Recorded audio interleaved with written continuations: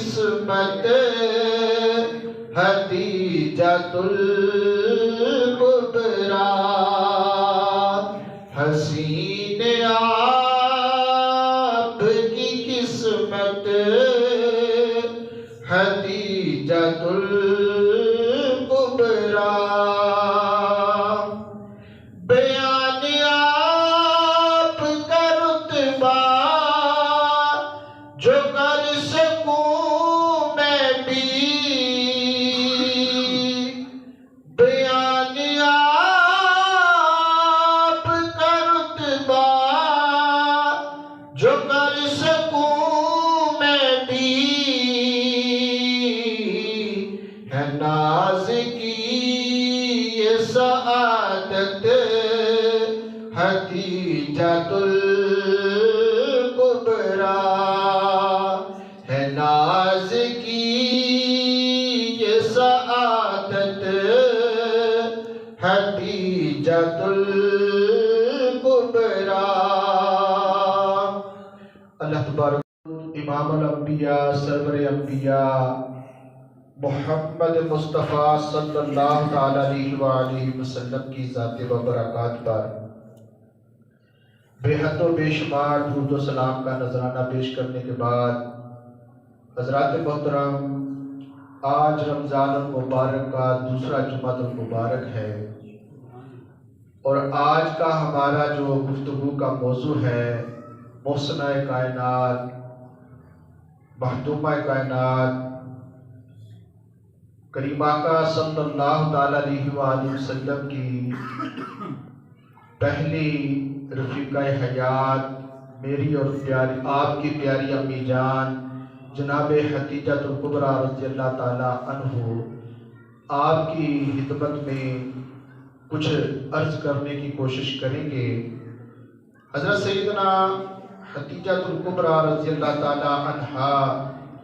سرور کائنات حضرت محمد مصطفیٰ صلی اللہ تعالیٰ علیہ وآلہ وسلم کی سب سے پہلی رفیقہ حیات ہیں، اور یہ خاندان قریش کی ایک بہت ہی باوقار ممتاز خاتون ہیں۔ ان کی شرافت اور پاک دامنی کی بنا پر تمام مکہ والے ان کو طاہرہ کے لقب سے پکارا کرتے تھے۔ اس طیبہ طاہرہ رفیقہ حیات کی حضور سرور عالم صلی اللہ علیہ وسلم کی حیات طیبہ میں آمد سے ایک خوش آئند اور مسرت آگین انقلاب رونما ہوا۔ حضرت سیدنا صدیقہ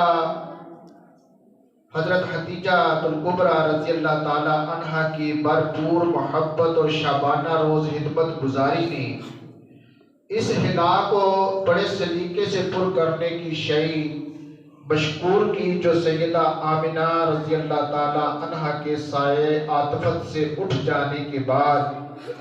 حضور نبی کریم صلی اللہ علیہ وسلم نے بچپن سے ہی محسوس کیا تھا۔ قبیلہ قریش کے اس معزز، دانشمند اور دور اندیش خاتون کو عبد المطلب کے جوان سال اور جوان بخت پوتے کے فضائل و شمال نے ایسا گرویدہ کر دیا تھا کہ انہوں نے اپنا دل، اپنی جان اور اپنے مال و متاع سب کچھ ہی میرے کریم آقا صلی اللہ علیہ وآلہ وسلم کی قدموں پر نثار کر دیا، اور آپ اس سودے پر صرف خوشی نہ تھی بلکہ نازا تھی اور شکر گزار تھی کہ اس پیکر جمال و کمال نے انہیں اپنی چاکری میں قبول فرما لیا۔ نام آپ کا حضرت حدیجہ رضی اللہ تعالی عنہا، اور کون؟ حدیجۃ الکبریٰ رضی اللہ تعالی عنہا، کہ آپ کے والد کا نام خویلد بن اسد بن عبد العزیٰ بن قصاب بن کلاب بن مرہ بن کعب بن لوئی۔ آپ کا نسب حضور نبی کریم صلی اللہ علیہ وسلم کے نسب شریف سے کسی میں مل جاتا ہے،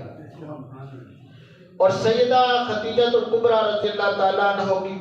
کنیت جو تھی وہ ام ہند ہے۔ آپ کی والدہ فاطمہ بنت زائدہ بنت عاصم قبیلہ بنی عامر بن لوئی سے تھی۔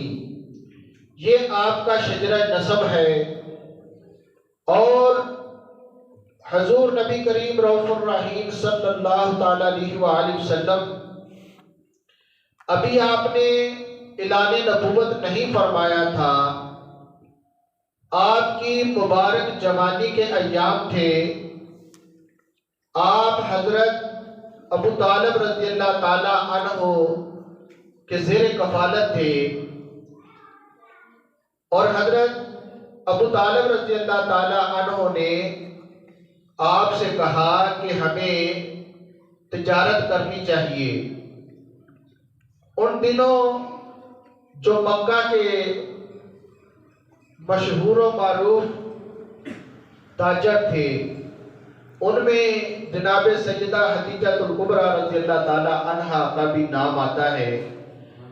اور جتنا مال سارے مکہ کے تاجروں کا جاتا تھا اس سے زیادہ آپ اکیلے آپ کا مال جاتا تھا۔ اور حضور نبی کریم رؤوف الرحیم صلی اللہ علیہ وسلم کی آپ نے جب شہرت سنی، چرچا سنا، آپ کی صداقت، آپ کی امانت اور آپ کا